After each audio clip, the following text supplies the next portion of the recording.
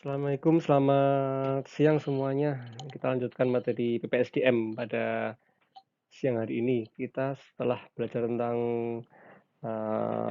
LGD, hari ini kita masuk materi teknik interview, wawancara.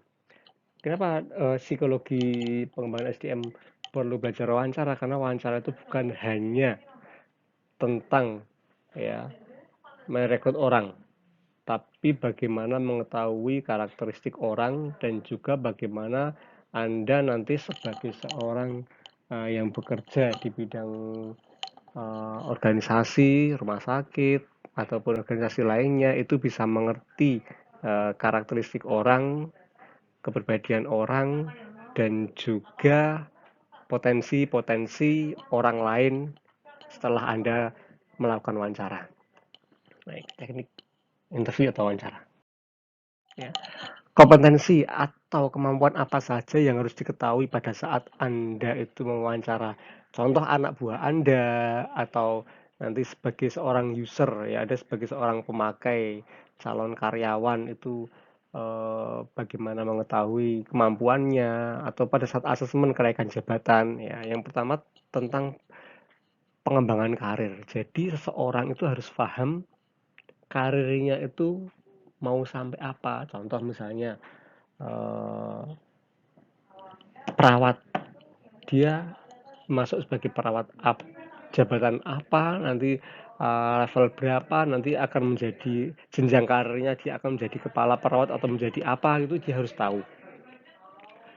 Kemudian analis itu harus tahu masuk sebagai jabatan apa, analis misalnya staff nanti menjadi kepala analis dan lain-lain itu harus tahu tentang pengembangan karir.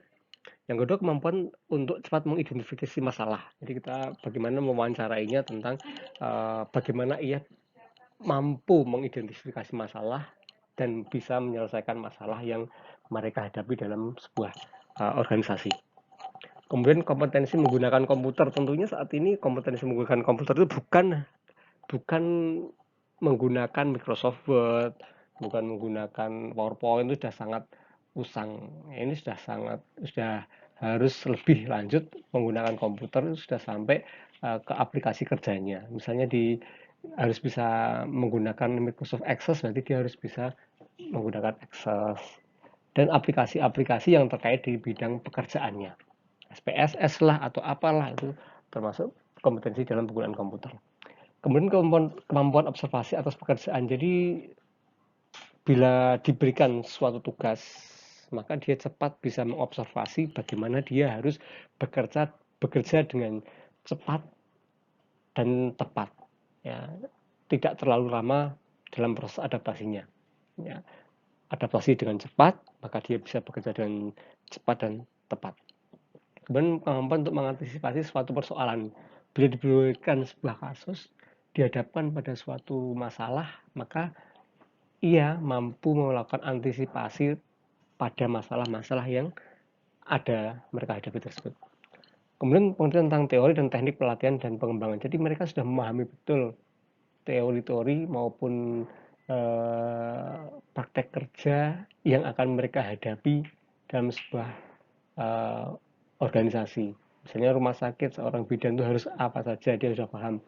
Perawat itu harus ngapain saja, bagaimana melayani, teknik melayaninya bagaimana menyambut pasien, melayani dengan baik, itu seperti apa, itu harus diperhatikan dan mereka sudah menguasai itu. Kemudian kemampuan melakukan riset dan analisa. Riset itu bukan hanya pada waktu kuliah, pada waktu skripsi, pada waktu TA, bukan hanya tentang itu. Pada saat nanti Anda bekerja itu malah akan rutin ya melakukan riset-riset untuk pengembangan karir Anda pribadi maupun pengembangan dari pekerjaan Anda. Ya. Kemudian kompetensi interpersonal. Apa sih kompetensi interpersonal yang harus kita gali pada saat kita wawancara atau kita mengerti pada saat kita diwawancara ya, yaitu satu memberi pengarahan. Jadi kita bisa memberi pengarahan pada orang lain, bisa mengarahkan, bisa mengelola tim, bisa menyampaikan instruksi dengan jelas dan difahami oleh orang lain. Kemudian yang kedua, kemampuan umpan balik, memberikan umpan balik terhadap suatu perintah ataupun suatu pekerjaan. Ya, kita bisa merespon dengan baik, memberikan balasan dengan baik, memberikan respon dan respect pada orang yang memberikan kita instruksi. Bisa kerjasama, ya, kerjasama. Jadi seorang yang nanti akan bekerja, ya, itu harus bisa bekerja secara individual maupun secara kelompok, ya. Jadi kemampuan kerjasama dalam tim itu tidak serta merta Anda tiba-tiba pintar bekerja dalam tim. Jadi bekerja sama dalam tim itu harus terlatih. Kalau nggak terbiasa berorganisasi, nggak terbiasa bekerja dalam kelompok, itu akan sulit bekerja sama dengan orang lain. Mungkin Anda akan egois dengan kemampuan Anda sendiri. Saya orang pintar, saya nggak mau kerja sama dengan orang lain. Kerja kelompok di dalam kelas, saya kan pintar, ngapain minta bantuan orang lain. Jadi kerja kelompok Anda kerjakan sendiri, nggak perlu bantuan orang lain. Itu juga berarti termasuk belum mampu bekerja sama dengan baik dalam tim. Ataupun hanya sebaliknya, ya, kalau tadi bisa memimpin, bisa egois dengan kemampuannya, begitu pun sebaliknya dalam kelompok, ya udahlah saya ngandalin orang lain aja. Itu namanya terjadi social loving istilahnya, atau menitipkan nama, tidak memberikan kemampuan yang maksimal pada kelompok. Kemudian kemampuan bernegosiasi, kemampuan presentasi, kemampuan bertanya. Jadi seperti pada waktu kita LGD kemarin, questioning skill, ya, bagaimana kemampuan Anda bertanya itu sangat penting. Relation building skill, itu perlu latihan. Writing skill itu juga perlu latihan. Jadi kemampuan-kemampuan interpersonal seperti ini itu perlu digali pada saat Anda sebagai pewawancara untuk calon anak buah Anda maupun pada saat Anda melamar pekerjaan. Ya, pada saat Anda melamar pekerjaan, ya, maka sangat penting untuk memiliki kemampuan interpersonal seperti ini. Kemudian profil dari calon yang potensial itu profilnya seperti apa sih? Ya, secara umum menarik, nggak perlu hanya ganteng dan cantik, tapi menarik. Ya, walaupun ganteng, cantik, ya pakai bedaknya dempulannya 5 cm, tapi mereka nggak menarik, bersuma. Ya, penting kalau melamar pekerjaan itu dengan dandan yang simpel, nggak usah terlalu banyak dandan, ya, simpel, pakai baju yang profesional, rapi, sopan, cukup. Kalau malah dempulannya bedaknya 5 cm lah, itu malah yang wawancara takut nanti. Loh, ini mau kerja atau mau ke mall ini? Ya. Kemudian komunikatif dengan yang lain, mudah diajak komunikasi, nyambung lah. Mudah diajak ngobrol itu nyambungan gitu loh, ya. Jadi komunikatif. Kemudian melean, tidak dungu dan ngantuan gitu ya. Jadi jangan terlalu lama loading, ya, pada saat Anda melamar pekerjaan nanti. Misalnya, kamu dari mana? Apa Pak? Maaf tadi nggak fokus. Nah, itu kurang menarik. Berilah energi yang positif, energik, ya, tidak pendiam atau malu-malu, ya. Jadi jangan, ya, pede aja lagi, ya, jangan malu, aku kan IPK aku nggak kumlot, aku malu. Tidak usah, pede aja lagi, ya. IPK itu kan cuma masalah nilai. Pada saat kerja nanti itu kan yang penting adalah soft skill-nya, ya. Kemudian memenuhi persyaratan utama, jelas kalau ini, ya. Persyaratan utama IPK dan lain-lain itu memenuhi persyaratan utama. Dan pembawaannya pintar itu, jadi pembawaannya itu intelijensinya bagus lah. Jajak ngomong apa aja itu nyambung. Jadi Anda harus selalu update informasi, update berita, update informasi yang termasuk yang terkait dengan pekerjaan Anda. Nah, misalnya sekarang ini sedang booming tentang vaksin, ya. Anda harus paham vaksin itu bagaimana, vaksin Indonesia yang sedang beredar itu apa, Sinovac dan satunya itu apa. Jadi Anda harus paham itu, ya. Pokoknya gampang nyambung lah, ya. Kemudian aktif dan kelihatan suka kerja keras, ya, aktif, ya, dalam bekerja, menunjukkan menunjukkan etos kerja yang tinggi gitu ya. Jadi menunjukkan sikap kerja yang positif ya. Kemudian kompeten dalam hal yang diperlukan. Jadi Anda harus kompeten dalam hal yang Anda miliki ya. Seorang analis itu harus bisa apa saja dan itu harus Anda kuasai. Jangan sebagai analis tapi tidak bisa menguasai teori-teori dan praktek dari analis ya. Kemudian punya inisiatif tinggi ya, kalau ada suatu masalah diberikan proyek, diberikan pekerjaan, buatlah pekerjaan tersebut menjadi pekerjaan yang hasilnya menarik, hasilnya positif, sehingga memiliki inisiatif ya dalam menyelesaikan pekerjaan dengan hal yang kreatif. Kemudian berpotensi untuk pengembangan. Jadi Anda itu memiliki potensi untuk dikembangkan. Oh, anak ini memiliki potensi untuk menjadi seorang pemimpin nanti, sehingga tunjukkan kemampuan itu. Kemudian bakat dan kemampuan supervisi. Anda bisa melakukan mentoring, melakukan bimbingan, menjadi pembimbing, supervisor ya dalam pekerjaan Anda. Punya jiwa leadership itu penting. Jadi jiwa leadership itu bukan hanya tentang bakat, tapi kebiasaan. Ya, jadi kalau yang belum memiliki kebiasaan, memiliki pengalaman dalam memimpin suatu event ya, jadi silakan Anda gabung dengan teman-teman lain yang memiliki kelompok-kelompok organisasi ya. Ajukan Anda sebagai pemimpin, ajukan Anda sebagai ketua dalam sebuah proyek, itu akan menjadi pengalaman yang luar biasa. Nanti akan Anda bisa ceritakan pada saat nanti Anda melamar pekerjaan ya.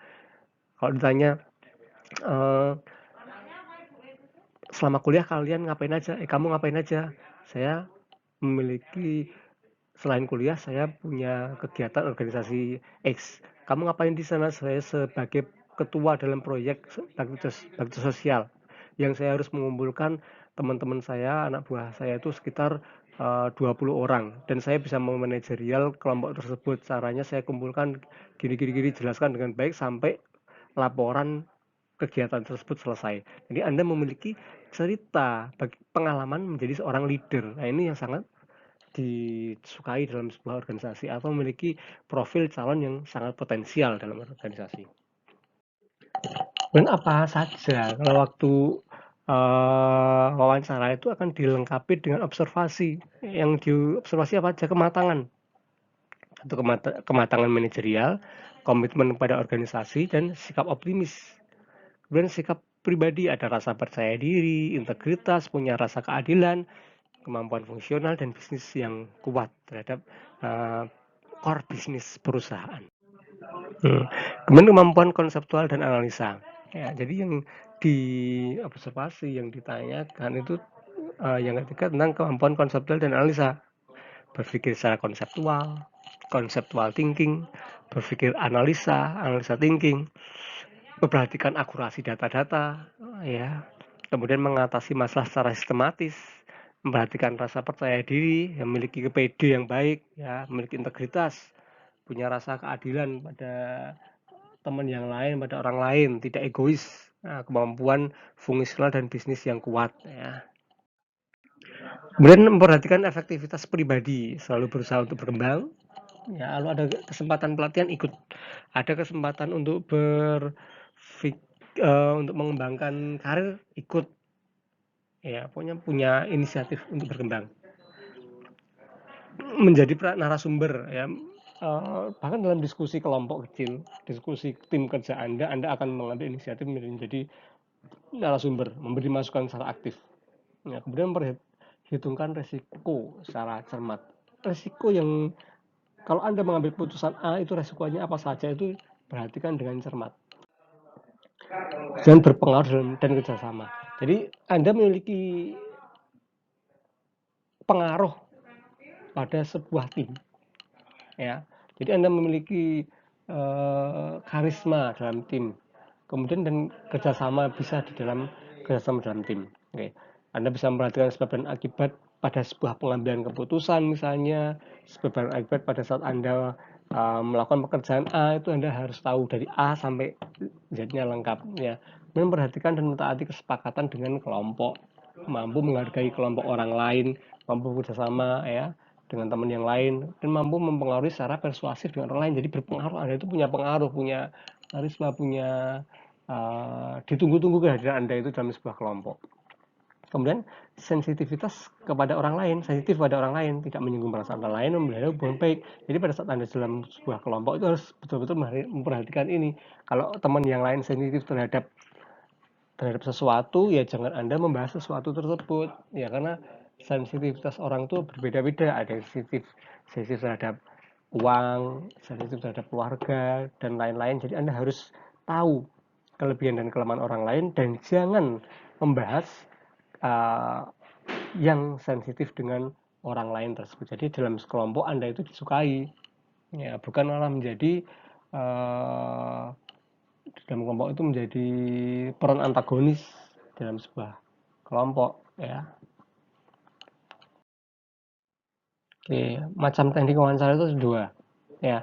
Satu wawancara tradisional dan yang kedua wawancara behavioral, ya.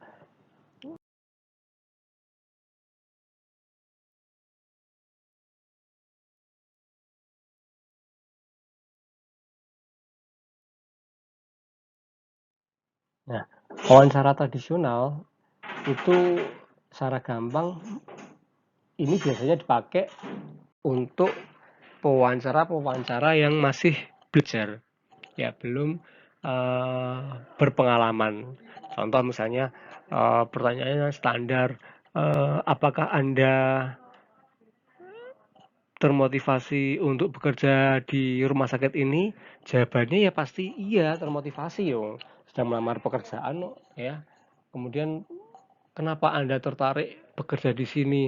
Ya jelas lah, bekerja itu satu mencari uang, ibadah dan lain-lain, jelas lah itu pertanyaan yang nggak perlu ditanyakan. Nah, kemudian ditanyain apakah Anda akan bekerja dengan rajin? Ya jelas lah, bekerja dengan rajin. Jadi pertanyaan-pertanyaan yang sangat standar itu tradisional, ya. Apakah si pelamar memiliki pengetahuan, keterampilan dan kemampuan untuk melakukan pekerjaan, ya. Jadi apakah kamu mampu bekerja dalam tim? Ya jelas lah bisa, ya. Jawabannya gitulah, ya. Kemudian apakah si pelamar memiliki antusias dan etika kerja yang sesuai dengan harapan? Apakah si pelamar bisa bekerja dalam tim dan memiliki budaya yang sesuai dengan budaya perusahaan? Jadi ya sekedar textbook, ya, pertanyaannya istilahnya textbook. Kalian punya guide wawancara, panduan wawancara, kemudian ditanyakan itu. Wawancara tradisional itu sudah masih dipakai, masih banyak yang wawancara seperti itu, ya, tapi sebaiknya pakai cara modern. Tiba-tiba wawancara tradisional, ya, apakah yang buat Anda tertarik perusahaan ini, apakah ukuran sukses menurut Anda, ya, seperti itu, ya.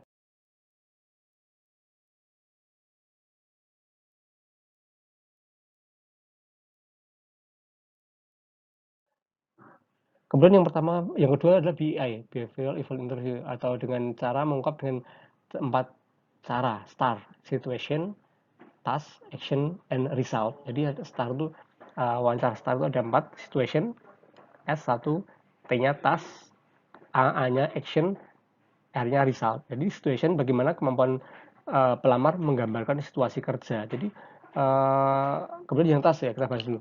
Bagaimana pelamar menjelaskan tugas secara spesifik dan rinci. Action, bagaimana respon tindakan pelamar terhadap situasi yang dihadapi. Result, bagaimana pelamar menjelaskan hasil yang dicapai dan apakah pelamar dapat mengambil pelajaran dari kejadian tersebut. Jadi dari 4 ini kita rangkum dengan pertanyaan yang sederhana.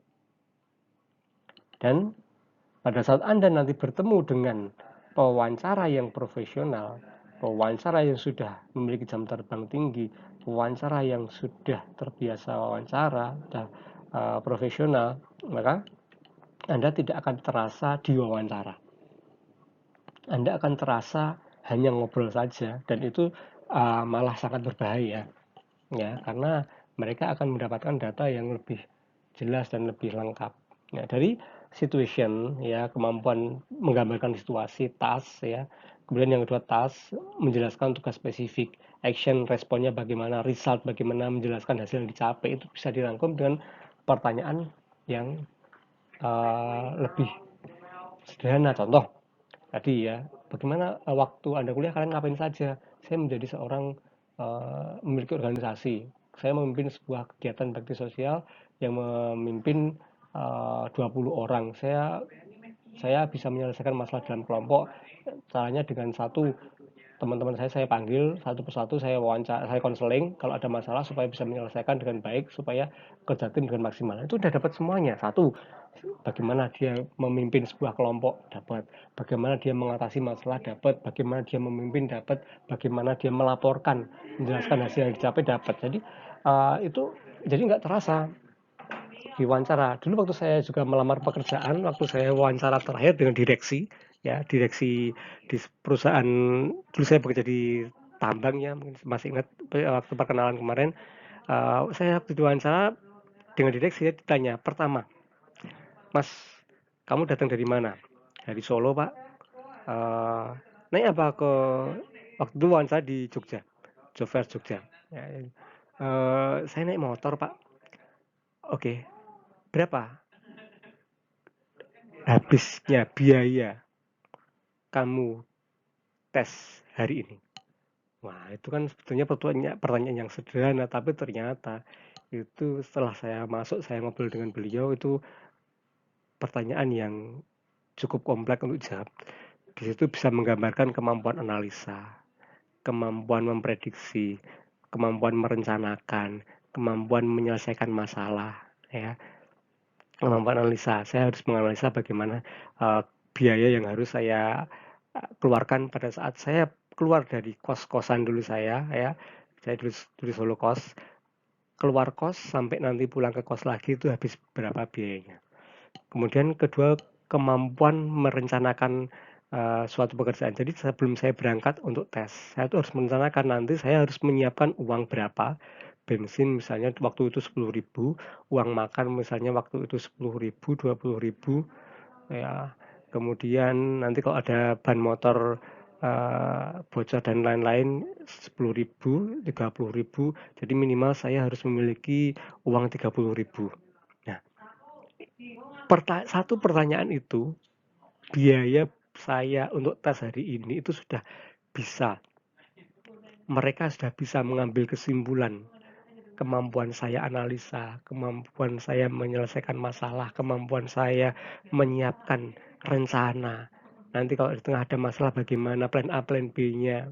Kalau banyak bocor bagaimana, kalau bensinnya habis bagaimana. Itu sudah kompleks dengan satu pertanyaan. Jadi nanti kalau Anda mendapatkan pewawancara atau malah nanti Anda wawancara sebagai atasan, ya, kalau ada yang seperti hanya ngobrol saja, kemudian selesai, sudah Pak, sudah. Itu yang cukup berbahaya. Ya. Tipe-tipe wawancara pada saat behavioral, coba Anda ceritakan. Jadi terbuka, coba Anda ceritakan. Jadi ceritakan intinya. Coba Anda ceritakan waktu Anda kuliah dulu, ya, apa saja yang Anda lakukan, ya. Ya, coba Anda ceritakan kejadian buruk waktu kuliah, kejadian yang baik waktu kuliah, apa yang akan Anda lakukan saat diberikan kesempatan untuk menangani proyek, apa yang dapat Anda lakukan bila harus menyelesaikan pekerjaan dalam waktu bersamaan. Nah, ini sangat satu pertanyaan tapi sangat bisa menggali sangat banyak. Yang kedua, apa yang Anda lakukan saat Anda diberikan kesempatan untuk menangani proyek? Nah, ini kan harus cerita dari awal, dari perencanaan sampai hasil nanti menyelesaikan proyek. Awal Anda harus mengumpulkan orang, memilih orang yang baik, kemudian merencanakan planningnya proyek apa, bagaimana membagi tugas anak buah, bagaimana melaksanakannya, bagaimana pelaporannya, itu kan sangat kompleks sekali. Kemudian, nah ini kalau ini guide wawancara, nanti Anda masukan untuk Anda sebagai nanti job seeker maupun masukan untuk Anda sebagai Anda pewawancara nanti, ya. Kalau ingin menggali motivasi itu standarnya ini, tapi nggak harus seperti ini ditanyain, bertanyanya dengan cara behavioral, tapi ini yang jadi dasar tanyanya. Nah, kerjasama itu bagaimana,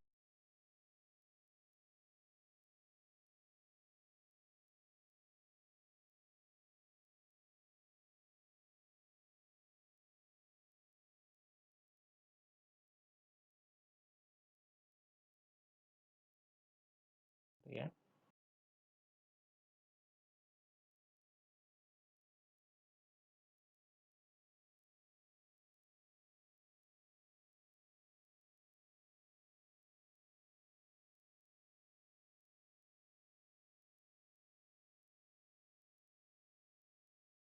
Silakan Anda.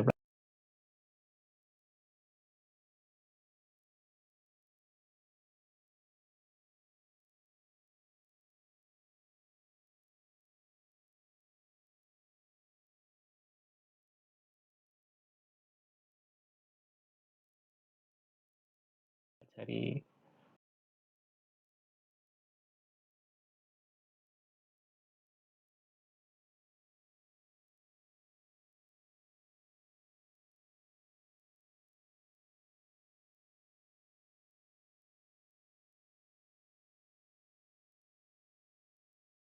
baik, mungkin itu yang bisa saya sampaikan untuk siang hari ini ya.